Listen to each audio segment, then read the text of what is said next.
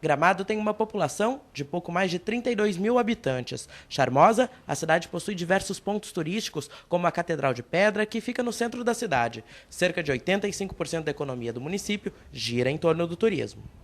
Segundo dados da Prefeitura, Gramado recebeu em 2011 mais de 4 milhões de visitantes. Este é o mesmo número de turistas estrangeiros que vieram ao Brasil no ano passado. Para comportar toda essa demanda, a cidade conta com 11 mil leitos, apenas 2 mil a menos do que Porto Alegre. Gramado hoje não depende mais exclusivamente do inverno, porque antes nós éramos um destino de inverno. Fomos premiados o ano passado, mais uma vez, como melhor destino de inverno do país, mas também ganhamos, pela primeira vez, né, nesse quesito, como a melhor cidade turística do Brasil, concorrendo com outras 4 capitais, né? Um hotel como este, com quartos, com suíte, academia de ginástica e piscina, pode custar de R$ 350 até R$ 600 a diária durante o inverno, época em que a procura aumenta na região. Mas para a gerente deste hotel, o comportamento do turista vem mudando. Cada ano a gente percebe que está melhorando um pouquinho. De vez o pessoal descer para o litoral, o pessoal também está buscando bastante a serra. O turismo gastronômico também é muito forte no município. Ao todo, são 144 bares e restaurantes que empregam pessoas de toda a região das Hortênsias. Nós empregamos muitas pessoas que são moradores aqui da cidade, mas a grande maioria dos profissionais do nosso setor são pessoas que vieram de outras cidades morar aqui na região.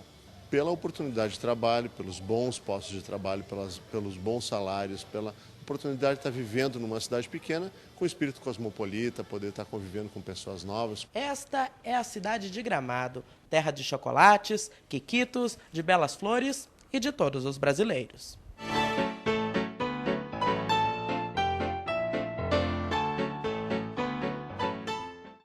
A TV Fevale está de volta com a programação especial da cobertura do Festival de Cinema de Gramado nessa 40ª edição.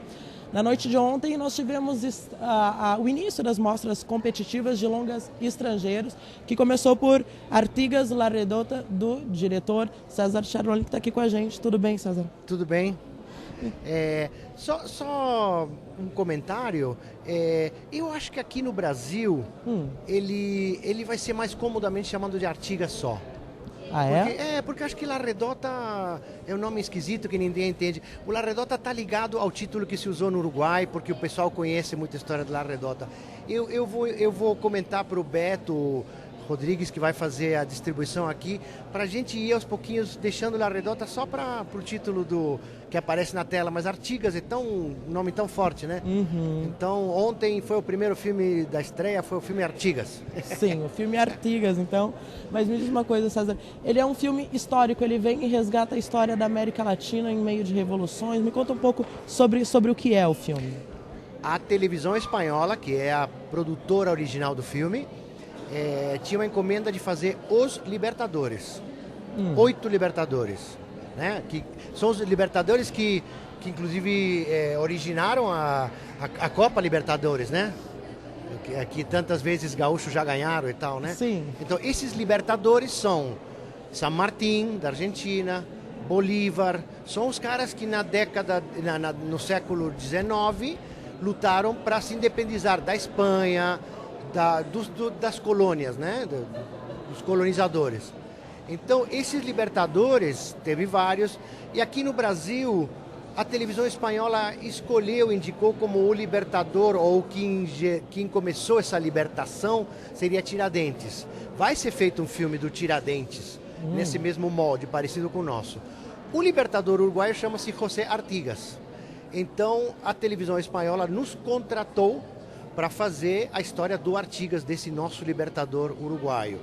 E eu, como cineasta brasileiro, uruguaio, mas residente no Brasil, não podia não fazer uma coprodução com o Brasil.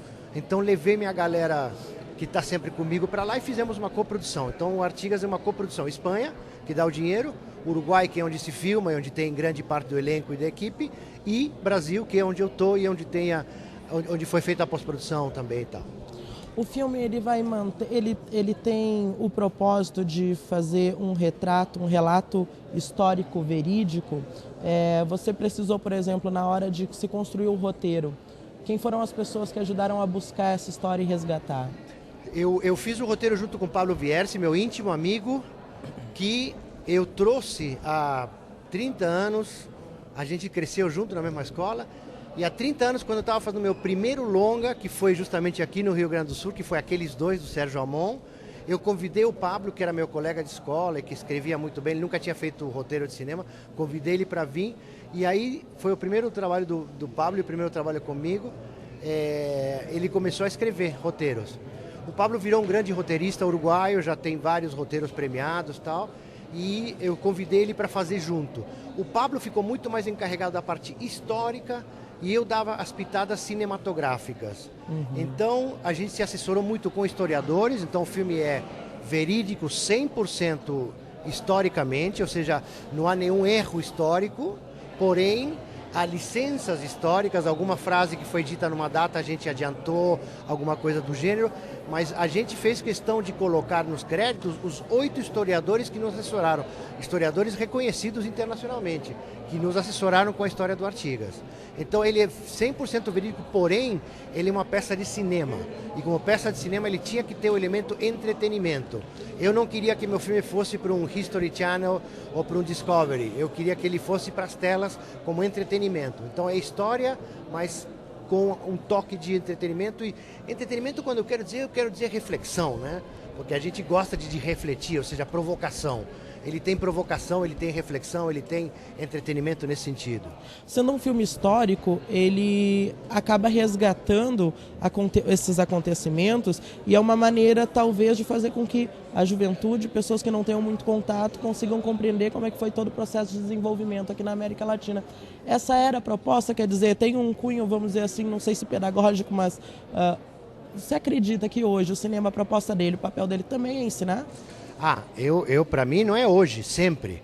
Assim, o meu cinema, e se você vê todos os filmes que eu fiz como fotógrafo, ou como diretor, ou como operador de câmera, todos tinham um pé em alguma ideia, ou em alguma filosofia, ou em alguma reflexão. Eu não me lembro de ter feito cinema entretenimento puro. Eu não fiz nenhuma comédia de adolescentes, nem nada. Todas as coisas que eu fiz, mesmo como fotógrafo, tinha alguma reflexão, tinha alguma coisa, e podiam ter alguma coisa de educativo.